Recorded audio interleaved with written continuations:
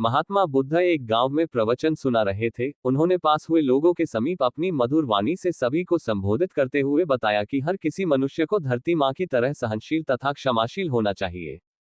क्रोध मानव का ऐसा शत्रु है जो दूसरों को तो हानि पहुंचाएगा, साथ में खुद भी उससे नहीं बच पाएगा। इसलिए क्रोध, ईर्ष्या मानव की सबसे बड़े शत्रु है। सभा में सभी लोग शांति से उनकी बात को ध्यान पूर्वक सुन रहे थे। तभी वहां उस सभा में एक अति क्रोधी व्यक्ति भी उपस्थित था।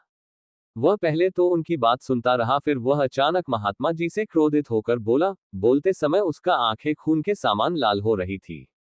उसने बोला कि तुम ढोंगी हो, यहाँ बैठकर लोगों को बेवकूफ बना रहे हो। ये जो भी तुम कुछ कह रहे हो ना, इसको सचमुच करना बहुत मुश्किल है, समझे। तुम्हारी इन बातों का कोई मतलब नहीं है। ये सब बातें कोई मायने नहीं रखती असल जिंदगी में। कहानी सुनाना बंद करो धूर्त महात्मा, और जहां से आए हो वहीं चले जाओ। ऐसे कठोर वचन सुनकर भी महात्मा जी ने उस क्रोधी पुरुष का कोई विरोध नहीं किया और न ही उसकी बातों पर कोई भी प्रतिक्रिया दी। वह शांत रहे और अपना काम करते रहे, जिससे वह पुरुष और भी क्रोधित हो गया। उसकी समझ नहीं आया वह क्या करे।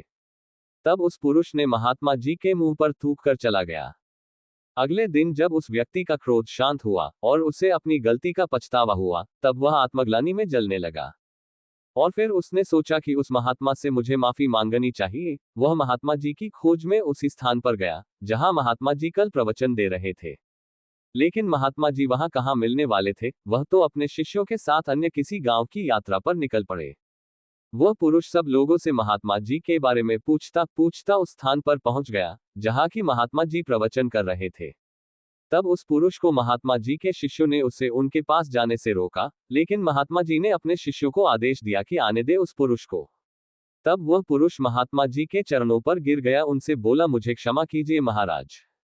उसने महात्मा जी से पूछा, क्या आप भूल गए हो कि मैं वही जिसने कल आपका इतना अपमान किया था। मैं अपने दुष्ट कृत्य की आपसे माफी मांगता हूँ। तब महात्मा जी ने बड़े शालीनता से उस पुरुष से बोले कि कौन सी बात। तब उस पुरुष ने बड़ी हैरानी से महात्मा जी की ओर देखा।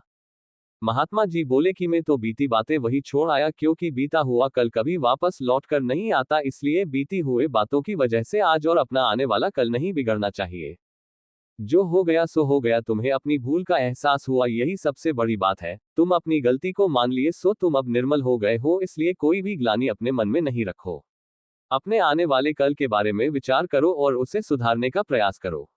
महात्मा जी की बात सुनकर उस पुरुष के मन का भार हल्का हो गया और उसने महात्मा जी के चरणों को पकड़कर कहा, आज से मैं अपने क्रोध का त्याग करता हूं और धैर्यवान और क्षमाशील होने का प्रण आज से लेता हूं।